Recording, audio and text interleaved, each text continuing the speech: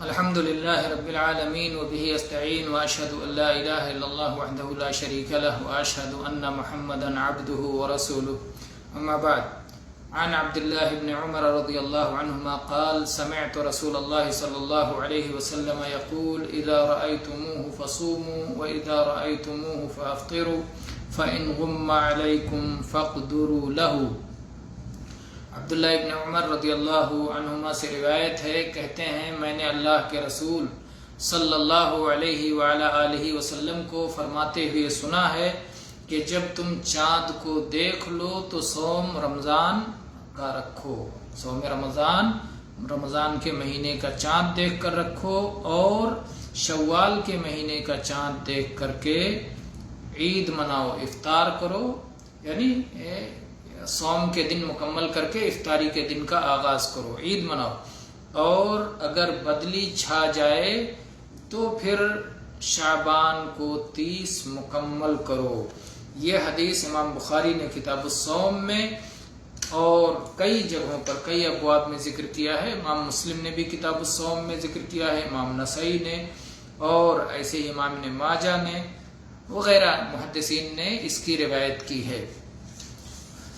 اس حدیث سے جو باتیں معلوم ہوتی ہیں اس میں سے ایک اہم بات یہ ہے کہ ماہ رمضان کا صوم یہ رؤیت ہلال پر موقوف ہے، چاہے سارے لوگ چاند دیکھ لیں چاہے کچھ لوگ چاند دیکھ لیں، بہرحال چاند دیکھنے کا ثبوت مل جائے. جو لوگ حساب کرتے ہیں، فلکیاتی حساب، تاروں کا حساب لگاتے ہیں، اس وقت چاند پیدا ہو جائے گا، اس وقت چاند نکل آئے گا، اس وقت چاند کو نظر آ جانا چاہیے وغیرہ وغیرہ، اس وقت مہینہ شروع ہو جانا چاہیے، تو ان کے حساب کتاب کا کوئی اعتبار نہیں ہوگا. اگر اس پر اعتبار ہو جائے تو ظاہر بات ہے صرف چند لوگوں کو حساب کتاب معلوم ہوتا ہے، باقی سب کو انہی پر بھروسہ کرنا پڑے گا. تو شریعت میں ایسے احکام نہیں ہیں. شریعت میں ایسے احکام ہوتے ہیں جس کو عام لوگ جانتے ہوں، جس کو لوگوں کی اکثریت جانتی ہو، اس پر شریعت کے احکام موقوف ہیں. تو شریعت کا حکم چاند دیکھنے پر موقوف ہے، اس سے متعلق ہے.